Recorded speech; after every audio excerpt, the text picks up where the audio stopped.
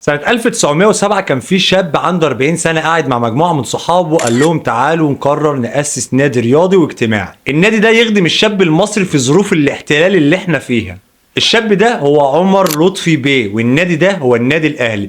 حلقة جديدة من تاريخ النادي الأهلي، يلا بينا. عمر لطفي ده كان محامي مصري من أصل مغربي. عمر لطفي كان شغال محامي في مكتب سعد باشا زغلول وبعد كده تعين قاضي. سنة 1905 جمع الزعيم مصطفى كامل مجموعة من صحابه اللي كان من ضمنهم عمر لطفي بيه علشان يأسسوا نادي، وكان النادي ده اسمه نادي المدارس العليا، واختاروا رئيس ليه عمر لطفي بيه. النادي ده في خلال سنتين اتنين نجح نجاح كبير جدا وقدر يجمع طلبه كتير عشان يواجهوا الاحتلال الانجليزي. علشان يقرر عمر لطفي بيه انه يفكر انه يأسس نادي يجمع كل الطلبه دي ويجمعهم بعد نهايه دراستهم علشان يقرروا مواجهه الاحتلال الانجليزي، وعشان بدل ما كل حد يخلص دراسته ويرجع بيته لا يتجمعوا في النادي ده. وكانت الفكره ان الناس دي تتجمع عشان تواجه الانجليز، وكان النادي ده اللي بيأسسه الزعماء الوطنيين. عشان كده لما يقول لك النادي الاهلي النادي الوطنيه هي كلمه حق فعلا. وبعد ما الكل وافق واجتمعوا قرر ان عمر لطفي بيه يختار رئيس نادي، وقرر انه ما يرشحش نفسه او ما يختارش نفسه، واختار ميشيل انس انه يكون